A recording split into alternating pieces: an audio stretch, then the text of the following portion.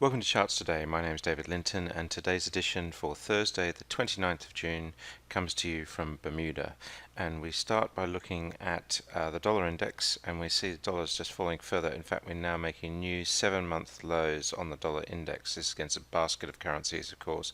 So that's really quite key. The dollar is now pretty much entering a phase on the long-term chart where we're bearish, so that will be highly significant. And if we look at the euro, that's really showing out the other way. We're seeing the euro now jumping, really quite a big jump over the last few days in the euro, and we're just seeing this run continue on the short-term chart over the last few days, and that's a real re-rating. Significant upside targets here now: 118, 115, 119. We've said we need to really break this 115 level to be convincing. Well, we're very close to that, 114.15, and we see here we have a target of 116, which has now nearly been met. The key thing is on this long-term point and figure chart, this is the 1%. We would have a downside target on this thrust down, but if we if the market closes at today's level or higher, then this target actually is negated. It's just that that column is negated with a new upthrust. So that is a significant aspect of this rally in the euro. So dollar weakness, euro strength. And if we look at the Japanese yen, we're seeing here, this is, remember, the dollar strength against the yen. Dollar buys more yen. Dollar is actually rising here, so this means that even though the dollar is weak, the yen is even weaker still, and we are seeing quite a big long-term transition here, so weaker yen is looking like it's on the cards. Sterling is running against the dollar. We're back in the 130 mark, 129.70 at the moment, but we've touched the 130 mark. Bullish on the medium and short-term charts, still bearish on the long-term chart with a long way to go and a lot of downside targets hanging over us. But the fact is, we're back to pre-UK election levels on sterling, so that's looking better. But against the euro, of course, we were hitting 7-month lows yesterday on sterling. We have had a sharp recovery at the end of yesterday, but we are still bearish in the short and medium and long-term charts. So euro sterling is still euro has the upper hand against sterling, and the Swiss franc looks much the same, again with downside targets still hanging over us on sterling. Against the Aussie dollar, we're seeing sterling also just looking more bullish in the short term, but we are just pulling back, not quite as strong. Aussie dollar looking quite strong still. Looking at markets, the S&P 500 index recovered quite sharply yesterday, so that's quite key. And if we look at the Nasdaq 100, this has been the market to really watch. We've seen a recovery here as well. So again, that's quite key, although the Nasdaq is not really out of the woods. We've got this 5850 and 5630, let's say 5650. That's sort of 200-point range at the moment on the Nasdaq 100 is what we have to watch.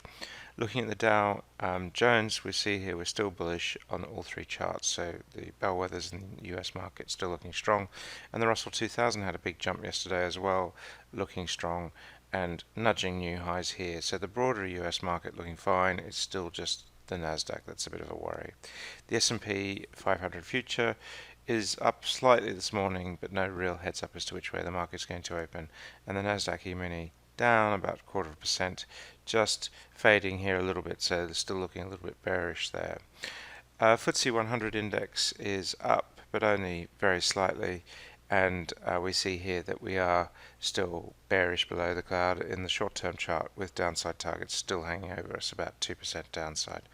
And the FTSE 250, having had a great run this year, is just now curling over, and it looks like the secondary market in the UK, the midcaps, is just starting to underperform the blue chips. So we are just seeing again downside potential here of 3 and nearly 6%, so quite big downside potential in the midcaps. The DAX in the German market is still bearish in the short term, bullish in the medium and long term. And the Nikkei on a weaker yen is looking stronger all round. Looking at Hang Seng, we're bullish here too, so the Hong Kong market looking good, and the Shanghai market just starting to come out of the cloud of the medium-term chart. The short-term chart is bullish, and this long-term picture unwinding, so looking better. And China has been something that's just hung over the market for some time, but this is looking now quite a lot better. The Indian market Sensex is up this morning only very slightly, but we have turned bearish below the cloud with a downside target of about 4%, but the medium and long-term charts still look pretty bullish. The Australian market recovering quite strongly in the short-term chart. So we're just in this noisy period on the cloud on the medium term. We have got upside targets here. Have downside target not yet activated, so it looks like Aussie is recovering a little bit. Looking at Brent Crude, quite a strong recovery here in the short term. We're seeing that just playing out here, marching up the hill here, but we still do have these short-term targets hanging over us. And on the short-term chart, we've still got $44 there to be revisited. So we still think that crude will fall. The second half of the year, 2015, was very weak. Last year, not so weak, but look, we think 2017 is probably going to fall away as well. And looking at WTI, again, we've got downside targets hanging over us, looking weaker here too. There is some long-term support we're seeing on the cloud and the point and figure chart, but crude oil still does look pretty weak. US nat gas just holding this $3 level at 310 this morning, so that's looking better as well. Copper is just making a bullish transition on the medium term, so copper is looking pretty good on all three charts. That's a big reflection of industrial sentiment, China, so that's a good thing to watch as well. Taking a look at gold, we see that gold's dipping again, so we're just falling away here on the short term. We've got an upside target of 1268, which is activated, and a downside target of 1212, which is not activated. And the medium and long-term chart's still in transition to bullish, so it's still hanging in there, but no sense of it rocketing.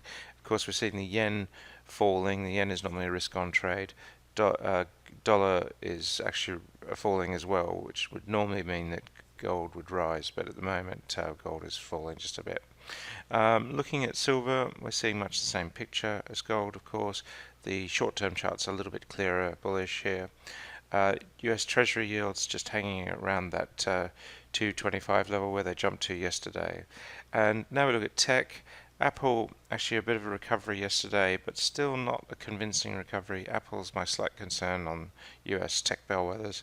Google had a good recovery yesterday, having fallen heavily the day before, but it is still bearish in the short term, and so we do need to just be aware of that. We have got a downside here of 838, that's 10% downside. We've got 869 here, that's 7.5% downside. So we are just seeing these targets. So the risk of a Nasdaq sell-off is there. Amazon looking better with no real downside targets that are activated, and Facebook also recovering quite strongly yesterday into this 153 area. 150 seems to be a pretty critical level for Facebook. And looking at Microsoft, we see here that we're just bearish below the cloud in the short term, but the long and medium term charts are still pretty bullish. That's it for today. Until tomorrow, happy charting. See you then.